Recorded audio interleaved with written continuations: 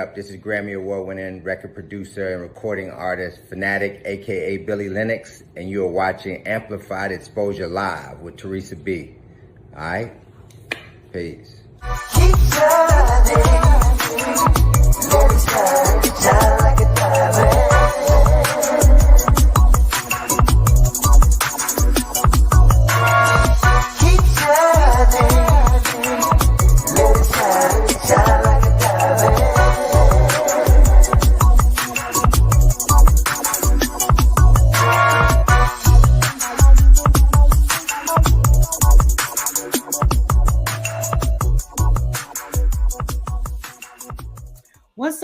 What's up, Facebook, Roku, and everybody out there? This is your girl, Teresa B, coming to you live and direct from Amplified Exposure Live. And today I have my wonderful guest, Mr. Paul Anthony. He came on today, not because he's just so dope and he just continuously makes music and continues to be in the industry and breaking people down, but he also came on today because he likes me. So for those of you that are out there, and he likes me. So for those of you that are out there in Roku land, TV land, La land, listen up. We got a good show coming up. Welcome, Mr. Paul Anthony. Woo, woo, woo. What's going on, Lady T? How you feeling? I'm feeling good. I'm feeling great. You are coming in for season 9, episode 1. That means you are bomb.com. I like that. Makes sense to me. Sure. Yeah, that's what I'm talking about.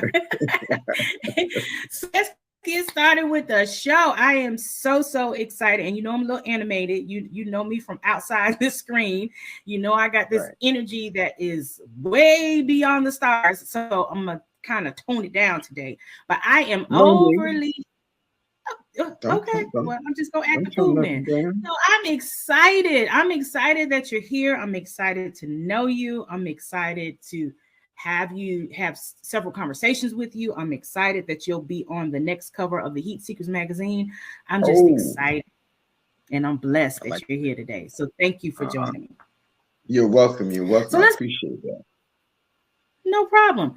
So tell us about yourself. So I remember as a teenager, and we might be telling our age when I tell this story.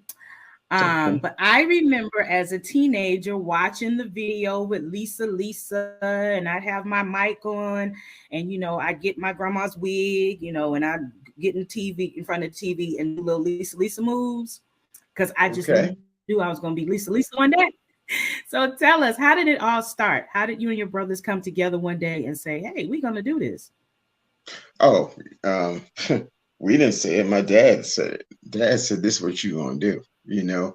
In our family, singing and music wasn't an option. It's what you did, And so we started very, very young, very early. I think one day my dad heard me singing in the shower. I was 10 or 11. And I was singing a Smokey Robinson song, and he heard my vibrato and my melody, and he stopped, and he was like, "Oh!" And my dad's from St. Thomas Virgin Islands, may he rest in peace. So he's a true man from back home, So he would say, "Honey, look, and they could sing, And that was it. So they heard me singing. So next thing you know, so I was born with my voice, and next thing I'm downstairs in the street singing on stand on top of a garbage can, Kingston Avenue, Bed-Stuy, Brooklyn, and I'm just singing, and there's people all around and stopping, and I'm just, my uncles, everybody just there, and Lou and B, they were in the window just watching, and everything like that, and eventually my dad would teach them how to sing as well. And then we just formed a group with our neighborhood friends and guy, and we started doing various shows. Got enough time to do the Apollo. I was 12, Lou was 13, B was 8. We did 21 shows with a lot of old school groups, back in the day. And that's how we really started as kids. Then later on, we joined up with our cousins, Kurt, Shy and Baby Jerry, and formed Full Force. So that's how we started. We was the hottest band in Brooklyn at that time. Before we wrote any music, we were just doing shows everywhere. We'd go around, we'd take Elmer's glue and Scotch tape and tape up one of Kurt's dad's cars, his deuce and a quarter, and we go around a bullhorn to all 5 boroughs from 10 o'clock to 5 o'clock. Full force is back. Full force is back. And we ain't even gone nowhere, you know. But that's where we was so early on. When we had no money, we still building the brand. Okay. And how did your dad handle school? Oh, while you were that traveling? that's priority. You know, I mean, we did school, and after we did our schoolwork, then we'd put on our performance clothes and go to sleep in our clothes. Because when he came home from his 12-hour shift, he was gonna grab something to eat. Boom, out of the house we go. Walking down Kingston Avenue, Bed-Stuy, Brooklyn, all the way to Fulton Street, catch the A train, you know, and we get on the A train, and we take the A train, we'll sleep on one another, leaning, knocked out. We take it all the way to 125th Street, get out 125th Street, bam, he dropped the hat, we sing in the subway for hours. And that was routine after homework. Wow. So now you have all this practice with singing. Y'all are the bomb around the boroughs. So Yep. when the group came into fruition, did you have someone else that kind of pushed it along other than your dad? Yeah. My Uncle Cito, early on, he worked even before my dad. Then my dad joined my Uncle Cito, my Uncle Paul, who I was named after. They worked close. Of course, my mom, she was always sewing all our uniforms and everything like that. And then we got with our cousins. Yeah, a friend of Lou's, Steve Salem, may rest in peace. He was always our co-manager as well. And it was his suggestion, because we was always ahead of our time. We had like a rock lean to our music when we started early on. You know, we had a rock lean, but we had a hip hop attitude and an R&B sensibility, you know? So it was like way ahead of our time. People didn't really know how to perceive us, because we was like, damn, figured it out. And Steve said, yo, Paul, why don't you guys start producing groups? Because now we're not going to be as on top of it. And that's what we did. We started working on some music, not for ourselves, for others. My brother B came up with an idea about a girl who kept dissing everybody, and he called her Roxanne. And that was our first. No, actually, that was our second success. Roxanne. Our first success. Steve shared an office, very small office, with a brother named Russell Simmons when they first started. And then Russell, you know, he had Curtis Blow and Run, and so we wrote the song, "They're playing basketball. We love that basketball." That was the first thing we did. We co-wrote that for Curtis Blow. So every NBA season, I'm very happy. You know what I mean? So that was our first success. And then Roxanne just took the world by storm, you know? Yeah. Mm-hmm. So I don't know how, I think I had to be about 14, 15 years old when Roxanne came out, because I do remember being in the skating rink and listening to it. It was a really dope hit. Right. But I think it was like 1988, 1989 when I saw the video on BET with Lisa and you guys in the background, kind of what you do. And that's when I became a true fan. Yeah, that was those were the. That's when music really meant something. Yeah, right now we can't really pinpoint what's going on with music, but back then for sure, it was dope. Oh, it was a glorious time, and we're credited with actually bringing the world freestyle dance music, because that's what started off. When we dropped Lisa, when we put that out there was no Gloria Estefan, there was no Ricky Martin, was no Menudo, was no J-Lo, none of that. We brought that to the world, you know, and that was B's idea. And he came with the idea. B was the first guy to marry the kick drum with the bass line, and he did that intentionally. That's why the whole song dun dun dun dun dun dun dun dun dun dun boom boom dun dun dun dun dun. No one was doing that, you know. And yeah, when we drop out, I wonder if I take you home, would you? Man, that took the world by storm, because it was like never heard nothing like that, you know. And it was like, and the funny thing is, we released it in London on a compilation album, and it blew up over there. Then we brought it back over here, and it was like, wow. So then we really hit him between the eyes when we came back with it. Can you feel the beat within my heart? Can you see my love shine through the dark? They was like, what the hell is this? You know? So now there was a huge, yeah, it was crazy, you know? And then I wrote a song called All Cried Out, which I knew would last the test of time as well. You know, so there was a huge bidding war between Warner Brothers and Columbia for the guys that created Roxanne, and Lisa. So it was a wonderful time. And I bet it was a very lucrative time because now with music being in the digital world, it's like man.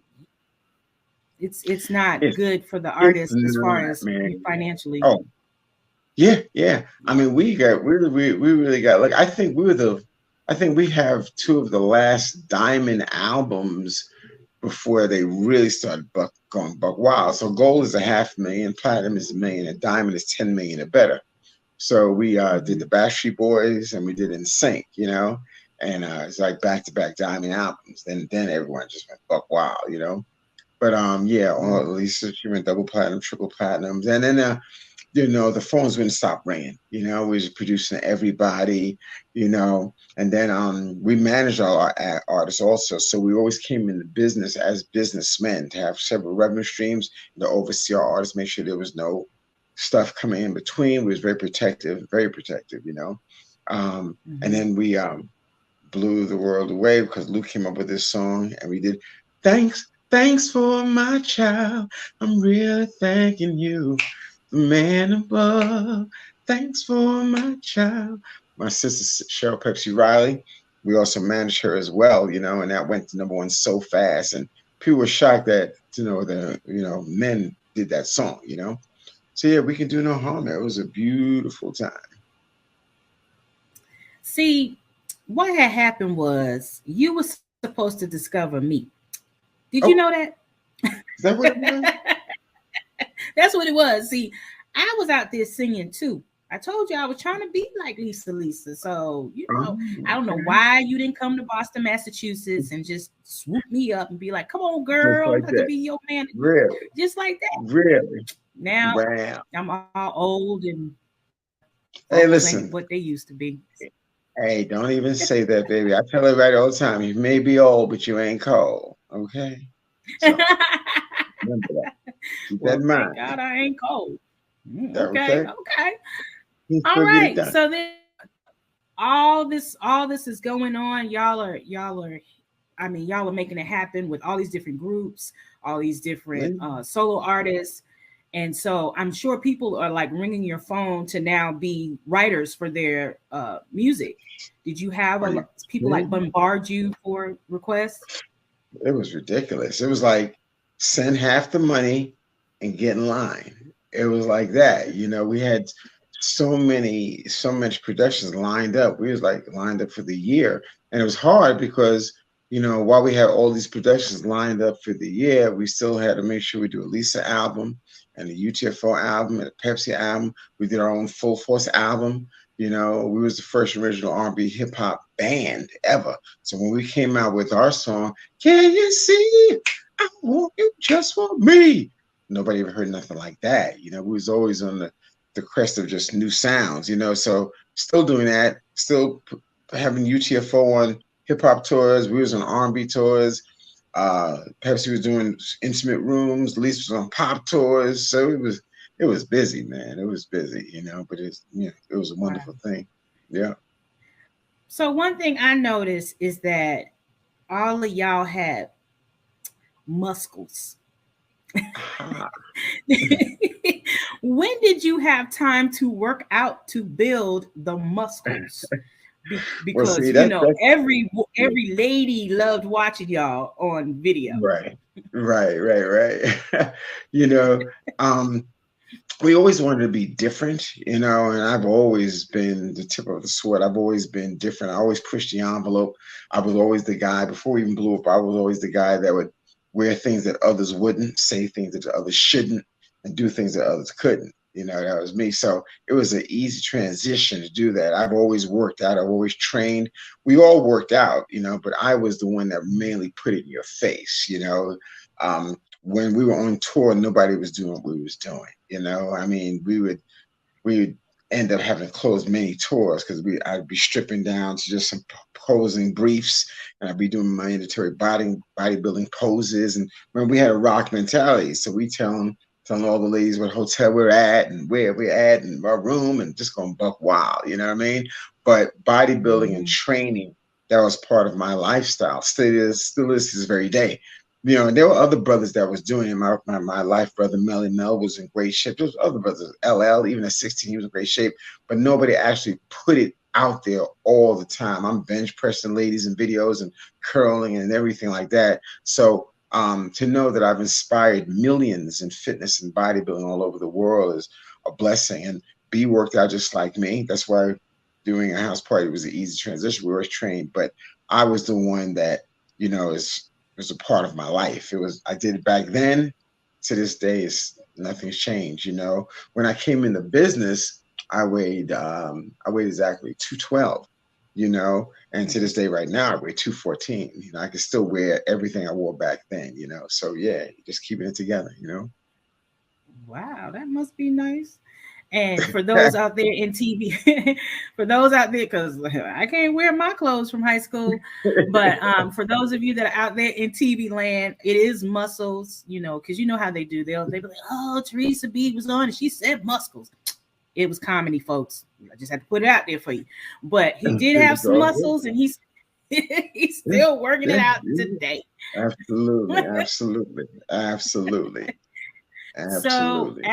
So once the music got to, and I can't even imagine how it was going from city to city and how the women were reacting to the group. Like, I'm sure you never had a day or a moment alone without a groupie somewhere around. It was crazy. It was a wonderful time, you know, because like I said, nobody was doing what we was doing. I had a rock mentality. You know, we was the only band on hip hop tours, and then we jump off of that and go with Lisa to do pop dates. You know, we surprise her and do All Cried Out, and then after we jump over here and get with UTFO. But I mean, yeah, but the fact that it was a band, but we was playing all this hip hop and with the harmonies, that was my main thing. So it was like, wow. But then after that, just be so extroverted and out there, you know, and I did a move called the Alice Sandwich, which really just blew people away. We'd get a girl from the audience and we'd bring her up on stage, and, you know, and Lou would talk to her. Then I would talk to her, give her a smile. I would take her hands. I'd put her hands on my ass. And then after that, I would pick her. Then Lou would come running. Then I would pick her and Lou up together and just start bouncing. You see features dangling in the air, you know, that we call it the Alice Sandwich, you know. So that, and then stripping down to just become, I mean, it's online. Y'all want to, you just pull up Paul Anthony makes 14,000 ladies happy. We were doing that. So yeah, it's and you know, to be on tour from town to town and look in the back and you see 2, 3, 4 carloads of ladies, a lot of them wearing headbands, you know, hanging with you town to town. It was very warm. It was very, very comforting times. Yes. I'm sure it was. I'm sure it was. So, I mean, did you guys keep girlfriends? Did you get married? Did you have children? Because, like, I'm sure the girls are still. Yeah, all of the above. Yeah. You know, some did, some didn't. You know, 6 members. Not everybody did. I think Jerry's the only one that didn't have a child. You know what I mean? So yeah, the thing is, you know, everything you can expect in life. You know, we lived a full life. You know, all of it. Awesome. So let's talk about House Party, because there were 3 parts to House Party. Is that correct? Yeah. But I think 1 and then 2. I mean, you can't replicate. 1 is just a classic. And the thing about it is, that was our second movie, because our first movie, me and B was in Crush Groove, you know. So that was my first film, you know, beating up my brother Blair in the elevator and Run, you know, that was family. And Lou did Who's the Man, you know, with Dre and the Lover. And then I got a call from a friend of mine, say, hey, Paul, man, Robert Ford Jr., may rest in peace. Said, hey, Paul, man, I got this friend of mine. You know, he goes to Harvard. He wrote this wonderful script. And in the script, it said that the bullies were 3 muscle-bound Jerry curl wearing dudes like full force. You know, because once again, back then everybody wore curls, but because our image was thrice personified, it just, bam, it stuck, you know. So he said, well, Mhm. why do you have the script? I just called full force. He said, yeah, right. No, I work with them. So Reggie was like, so he said he's going to call. So I got a phone call. He said he was a little nervous. He said, hey man, my name is Reggie Hudlin, and I'm doing this film, and I have this script, and it'd be great if you guys be a part of it. You were always open minded. I said, yo, Reggie, send it over, man. I was writing for Samantha Fox. I said, send it over, man. You never know, because we're always open minded, and I read maybe like 15, 20, maybe 30 pages. I said, okay, this is on, because they got us coming in with like within the first 5-10 minutes of this. What? And I sent it to Lou, because Lou always wrote skits and stuff for us when we were kids, and he's like, yo, we gonna rock this, man. And yo, B, they got you as Pee Wee, and they got me as Zilla. Since you and Paul work out the most, let's switch parts, okay? You be Zilla, I'm gonna be Pee Wee. I'm gonna talk like this throughout the whole movie, throughout the whole set, and he did. I mean, even when we was in shooting, Lou was in character. It was ridiculous. But it was on, man. And every night we'd make up something, and then we show the Heartland Brothers the next morning, and we change up. We literally change up every line in the script. Everything you see us do, we made up, and we showed them the night before, and they would look at each other and say, "Keep it," because we used to always be at conventions saying, "Yo, I smell, I smell, I smell." And I mean, me, Lou, Sherelle, Terry, Jimmy, we used to bug out stuff like that. And then Lou came up with the catchphrase of kick your freaking ass. He did that. And then I came up that night with the scene with the refrigerator. You're running around town like a sucker in heat. You got your silly ass locked in the icebox with nowhere to go. We just was going buck wild, but it was a natural progression. Of course, my family was proud because he had 3 sons. And then next, Kid and Play started changing lines. And Martin, and when I tell you that the wisdom of the Hutland brothers in terms of selecting the right energy and the right synergy of people, because we was one big family. Always, even when we started shooting, we all hanging together. Tisha, AJ, Rube, Chill, Kid, Play, Martin. I mean, it was all tight, man. So it was an amazing experience. We knew it was success, but we had no idea it would last 30, 40 years. And I've seen it in several different languages. I've seen hundreds of people get married and do dance in my type of height. And at the end of the day, my goal has always been to live forever. So that's how we live forever, through what we leave, So, yeah. You are definitely living forever for sure, especially on television. Generation, my kids, like everybody knows about Sure. House Party, and my Yeah. youngest one, 15, he's like watched it like 50 times. So he just loves Lou's character. Like he's Yeah. always talking to Lou. So it's funny Right. to Right. watch. But yeah, It is. that was a classic. That was a Yeah, it classic. was. It Yeah. was, man. And just to be a part of it. It's so funny. We talking. It's on VH1 right now. Lord have mercy. Let me just see who. Really? It's on VH1 right now. See, that's the Lord trying to tell you something. He's That's trying the to tell you to Lord make another part. He said, "Brother, I ain't done with you. We got things to do." Exactly. That's the interpretation, just like that. Yep. Exactly. So So, so now here we are, what, 30 plus years later? yeah. Yeah, 30 plus years later. Yeah. We shot that in '89. You shot it in '89. Yeah. Came out in '90. Yeah, I was a senior in high school. Don't tell nobody. Okay. But now, present day, I looked online and I saw some of the things that you were into and some of the parades and, the honors that I saw Kid and Play get recently. And you're putting some hip hop things together in your community. So tell us what you're up to now. Mm-hmm. Well, a few things I'm at liberty to speak on, but one of the exciting things, a few of the exciting things. I mean, I just received my honorary doctorate in philosophy and humanitarianism, so that's going to add a little more cachet to my book, because my book is going to be for real. I ain't pulling no punches. I'm not mincing no words. I'm bringing it. I'm saying it. I'm showing it. Yeah, it's going to be awesome. I'm speaking everything from some of the things that we've did back in the day to my 5 wonderful hours with the late great Dr. Sebi and some of the private things he shared with me, and of course, the Godfather of Soul. So it's going to be a real good book. And then I'm very excited to know that we will be doing a full force documentary. We will, and it's going to be awesome because we just cover so many different things. So I'm really excited about that. And then with the mayor's office, I'm part of this wonderful, wonderful bringing the hip hop parade. That's going to be awesome. I think they're targeting in August. Sunny Neal, she brought me on board with her to really get that thing going. So I'm excited about that because it's going to be starting in Brooklyn. We put Brooklyn on the map, so that's going to be special too. And then I got my solo project out right now. I got my single Ready to Learn Your Love. I'm trying to educate some folks how you got to be ready, how you got to unlearn and relearn, and share some fellowship, some womanhood. I start out by saying, the same things you do to get her, the same things you have to do to keep her. I said, but that goes both ways, because we got to feed each other. Do what you do to keep a king, So I'm just dropping some science, I'm excited about the single. I'm excited about a few more that's coming. Yeah, so very, very busy, very busy.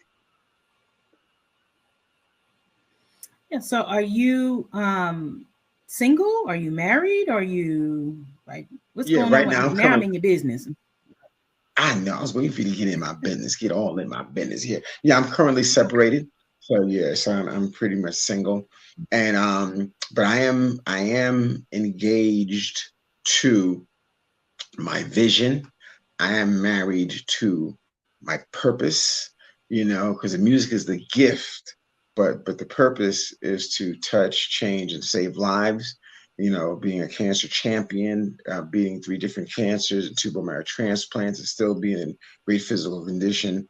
True testament that he gives his toughest battles with toughest warriors. So right now, I'm staying focused on that. Of course, I have wonderful, wonderful friends and wonderful lionesses I share energy, share time with, and build and kingdom build. But the focus right now is how can I do that, sustain. That's the real marriage right there.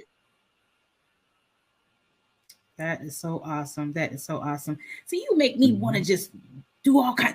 Like I get to the point where I'm like I get overwhelmed because I'm doing so many different things, and everybody's like, keep Right. going, keep going, keep going, and I Oh, lose really? focus. I start, Right. I'm start working on this, but I Hmm. forget about this. So it's so Yeah. encouraging to hear someone that's been through everything that you've been through to still Yeah. keep going and still keep pushing. That is amazing.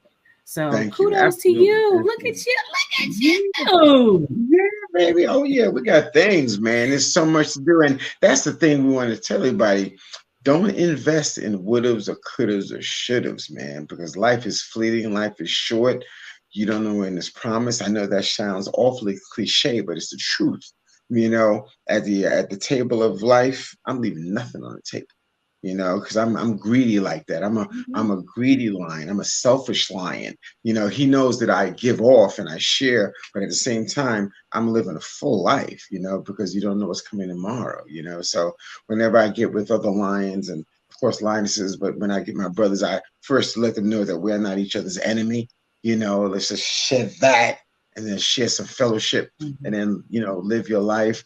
Don't be proactive. I mean, one of the phrases to the Paul Anthony Cancer Champion Foundation that not only do I apply when trying to beat a nemesis like cancer, but just in life is proactivation times integration equals eradication. And I'll say that again: Right. proactivation times integration equals eradication. We must be proactive with life, proactive with our love. Don't think about it. Be forward moving. When you're dealing with a life challenge, don't wait because you don't know. And particularly our men, we're the endangered Mhm. species, so we need to be proactive. And then integration, sometimes in life, it's not about this or that, it's this and that. Especially when you're fighting an elusive enemy, you don't just come through the front door, you come through the skylight, the window, whatever. There's so many tools and gifts that we can use before you go to European medicine. So, and then that's Mhm. how you can eradicate disease, eradicate all kind of challenges. I find that the worst cancer is not lung cancer or pancreatic or the three that I've had, leukemia. The worst cancer of the spirit. And the way you cure that is with steady transfusion of love and just feeding and giving, you know what I mean? So, you know, just spreading that knowledge and spreading that energy and taking some as well, you know? Well, I am so glad to know you, Dr. Paul Anthony. You have brightened up my day. I am. See? Come on now. We got to put the title on there now. We used to have fun. I thought you'd be the one to be by my side forevermore. I was wrong. I thought your love was strong, but it was so weak that I could not compete. Girl, you're such a freak. Oh, you look so good. I wish I could, but that just ain't my type of hype, baby. Me and you was crazy cool. Had to give you one of those, you know what I mean? That's what I'm talking about. Yeah. We still rocking it. Yeah, we're still rocking the stage, man. We're still killing it. Yeah. It is so surreal for me. Like, I don't think you understand how much I watched your video. Like, I am like sitting here like drooling, like this is really one of the Full Force members that I watched for years, who is now on the Amplified Exposure Live show. Who knew? With me. See how life works? Me. I love it. I love it. I love your energy. I love your energy. Your communication. All right, Dr. Paul. I try to put a light across the world. That's my goal. And I want everybody happy and full as I am. So I appreciate all your positive words. Thank you so much for coming on my show. We'll be looking out for and of course we got the magazine coming out, so everybody will hear all the wonderful things that's in your life. And make sure you get that single. Tell them what that single is again. Oh yeah, y'all got to get ready to learn your love. It's the video's out. I purposely did a live performance of it. It's ready to learn and willing to do what works for you. You can have it your way. Y'all get that? It's fire. I'm performing it. Yes, it's all that. I'm coming. God bless, Mr. Anthony. Thank you so much. You have a wonderful day. Is there anything you want to tell the fans before you leave? Yeah. Y'all come look for me. Come find me. You know, I mean, I'm on all social platforms. It's, you know, the legend Paul Anthony. You know, hit me up on IG, Facebook, or Full Force Twitter. Come look for me because I'm going to be doing some speaking engagements. I'm coming to your town. So if you want that, you know, find me. You know, it's all good. All right. God bless. You have a wonderful evening. All right. Thank you, sweetheart. And y'all stay safe out there. Okay. All right now. Bye.